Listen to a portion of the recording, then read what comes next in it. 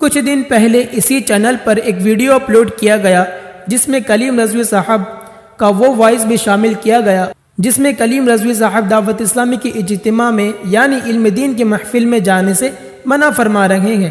تو کلیم رضوی صاحب کا وہ بات جس میں وہ علم دین کے محفل میں جانے سے روک رہے ہیں، اس بات کو رد کرنے کے لیے اسی ویڈیو میں مفتی اعظم ہند کے خلیفہ کا وائس اپلوڈ کیا گیا۔ اگر آپ لوگ وہ ویڈیو نہیں دیکھے تو ابھی دیکھ لیں، اس کا لنک نیچے ڈسکرپشن اور اوپر آئی بٹن اور لاسٹ اینڈ اسکرین میں موجود ہے۔ آئیے پہلے وہ وائس سنیے جس میں کلیم رضوی صاحب دعوت اسلامی کی اجتماع یعنی علم دین کی محفل سے روک رہے ہیں، اس کے بعد خلیفہ حضور تاج الشریعہ علیہ رحمہ کا وائس سنیں گے۔ والا دعوت اسلامی کے اجتماعات میں نہ جائیں، ان کے درس میں کھڑا نہ ہو، بالکل نہیں۔ آپ نے سنا کلیم رضوی صاحب کا وائس، اب آئیے سنتے ہیں خلیفہ حضور تاج الشریعہ علیہ رحمہ سید مظفر حسین صاحب کیا فرماتے ہیں۔ سے بھی ہوگا، آپ آگے بڑھیں اور دعوت اسلامی کا کھل کر ساتھ دیں، نکلے قافلوں میں کے ساتھ سفر کریں، صحیح العقیدہ قافلوں والوں کے ساتھ، مجھ پر اپنے ایمان کی ضمانت چھوڑ دیں، قیامت میں میرا گریبان پکڑیے گا، میں کہتا ہوں نکلو ان کے ساتھ، جاؤ اللہ کی راہ میں سفر کرو، جاؤ اجتماعات میں جاؤ، ہر امام باندھو، ان کی سے نمازیں سیکھو، مسجدوں میں بالغان کے مدرسوں میں دین سیکھو، ان کے پاس بیٹھنے سے تمہیں حضور کے ذکر کی خوشبو ملے گی۔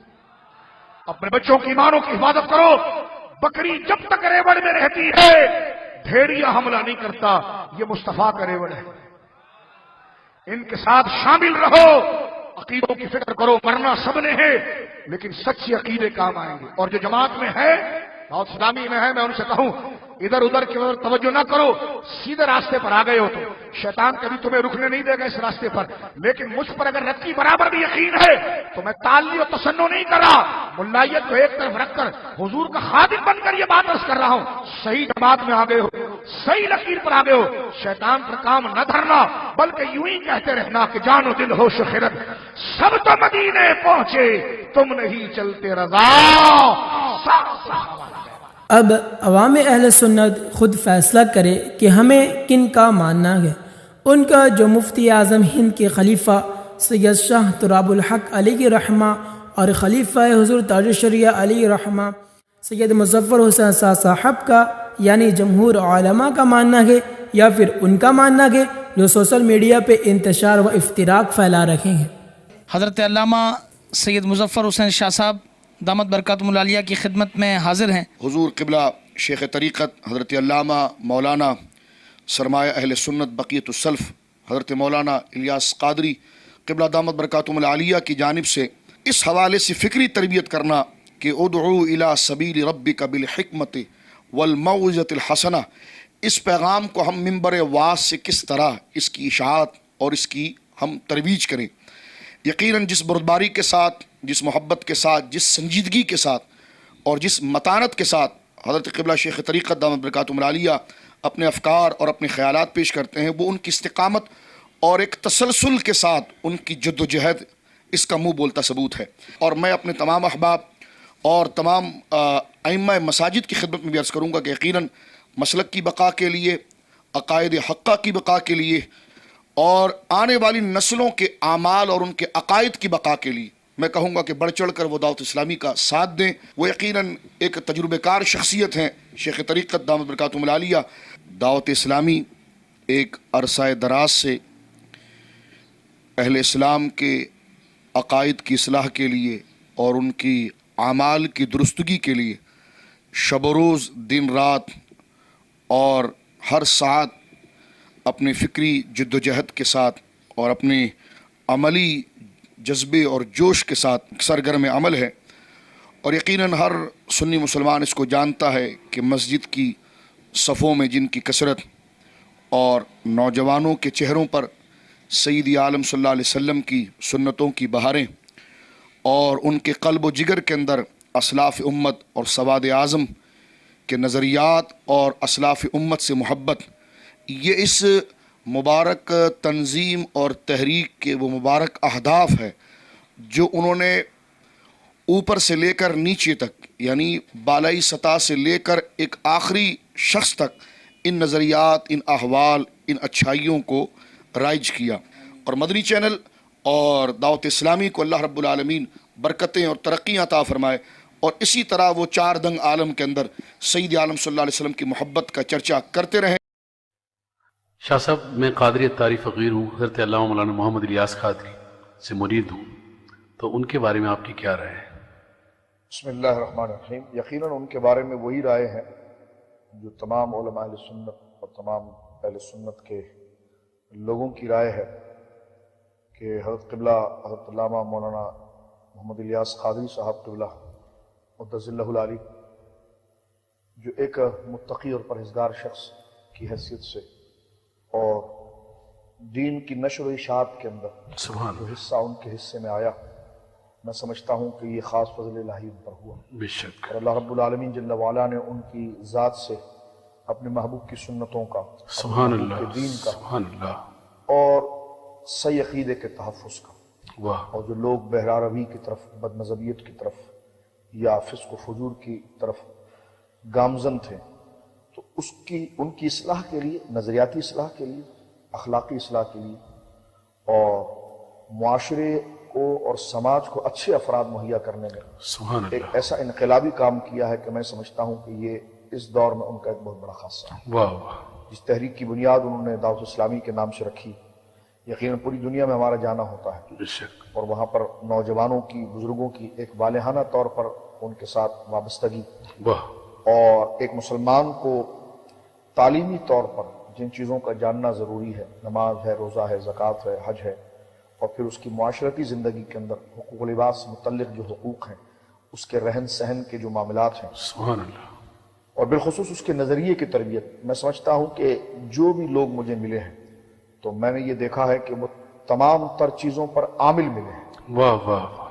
اور عاشق مصطفیٰ صلی اللہ علیہ سبحان وسلم. اللہ، تو صلی اللہ یقیناً علیہ یہ وسلم. قبلہ پیر طریقت رہبر شریعت حضرت علامہ مولانا محمد الیاس قادری صاحب قبلہ دامت برکاتہ العالیہ ہی کا یہ فیضان ہے، اور یہ ان کا اخلاص ہے، اور ان کی ایک انتھک محنت کا یہ نتیجہ ہے.